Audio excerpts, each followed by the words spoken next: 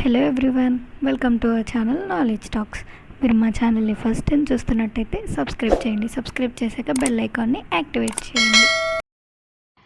Recent డేస్లో Instagram open చేసిన, YouTube open చేసిన, ఏ న్యూస్ ఛానల్ చూసినా ఈ టాపిక్ అనేది చాలా ట్రెండింగ్ టాపిక్ అయిపోయింది.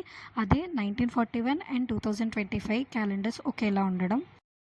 క్యాలెండర్స్లో సేమ్ డేట్, సేమ్ మంత్, ఒకే రోజు రావడం. ఫర్ ఎగ్జాంపుల్ జూన్ 19th మనకి థర్స్డే వచ్చింది 2025లో. అలానే 1941లో కూడా అది సేమ్ డే థర్స్డేనే వచ్చిందనమాట. సో ఇలా క్యాలెండర్స్ అనేది సిమిలర్గా ఉండడం ఇప్పుడు హాట్ టాపిక్ అయింది. ఇది ఇలా హాట్ టాపిక్ అవడానికి ఇంకొక రీజన్ కూడా ఉంది. ఎందుకు అంటే 20th సెంచరీలో 1941 అనేది చాలా పెద్ద డిజాస్ట్రస్ ఇయర్ అనమాట. అసలు ఎందుకు ఈ ఇయర్ ఇంత డిజాస్ట్రస్ ఇయర్, ఎందుకని ఈ ఇయర్తో క్యాలెండర్ సేమ్గా ఉంటే అందరూ అంతలా భయపడుతున్నారు అనేది ఈ వీడియోలో చూద్దాము. యాక్చువల్గా 1941 కన్నా ముందే మనకి వరల్డ్ వార్ 2 అనేది స్టార్ట్ అయింది.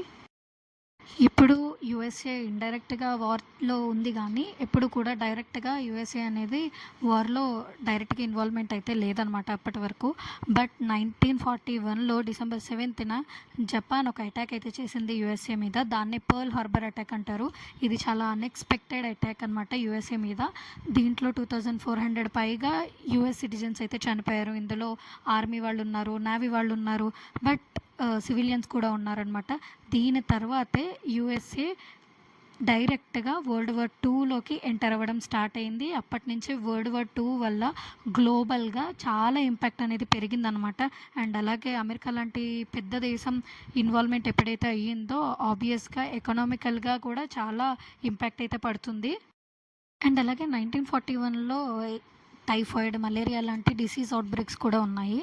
అండ్ ఎందుకు దీన్ని 2025తో ఎందుకు కంపేర్ చేస్తున్నారు అంటే 2025లో కూడా స్టార్టింగ్ నుంచి జనవరి టు జూన్ ఈ 6 monthsలో చాలా అటాక్స్ అయితేనే జరిగాయి. ఈ రీసెంట్గా జరిగిన ఏరోప్లేన్ క్రాష్ కానివ్వచ్చు, అండ్ అలాగే మనకి పహల్గామ్ అటాక్, స్టాంపేడ్స్, ఆర్సీబీ విన్ అయినప్పుడు, మహాకుంభమేళాలో ఇలా చాలానే జరిగాయి. ఇంటర్నేషనల్గా కూడా కాలిఫోర్నియా ఫైర్స్ ఇవన్నీ కూడా జరిగాయి అన్నమాట.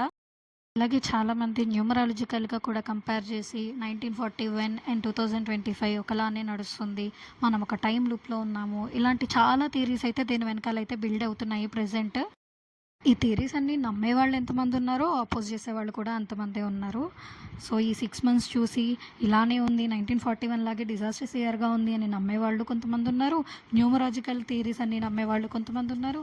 అసలు ఇవేమీ కాదు, క్యాలెండర్స్ రిపీట్ అవ్వడం అయితే చాలా కామన్. అండ్ అలాగే మనకి ఎగ్జాంపుల్స్ కూడా ఉన్నాయి. యాక్చువల్గా మనం యూజ్ చేసే గ్రెగోరియన్ క్యాలెండర్ అనేది 28 yearsకి ఒకసారి రిపీట్ అవ్వచ్చు అని కూడా ఉన్నాయి.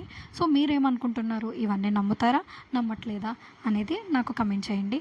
బట్ ప్రతిదీ నమ్మి భయపడే కన్నా కొన్ని నమ్మినా నమ్మకపోయినా టైం అనేది డిసైడ్ చేస్తుంది. మీరేమనుకుంటున్నారో కమెంట్ చేయండి. ఈ వీడియో మీకు నచ్చినట్టయితే లైక్ చేయండి. అలాగే మీరు ఎలాంటి వీడియోస్ కావాలనుకుంటున్నారో కూడా కమెంట్ చేయండి. అండ్ అలాగే మీ ఫ్రెండ్స్ అండ్ ఫ్యామిలీ మెంబర్స్తో షేర్ చేయండి. ఛానల్ని సబ్స్క్రైబ్ చేయడం మర్చిపోకండి. Thank you.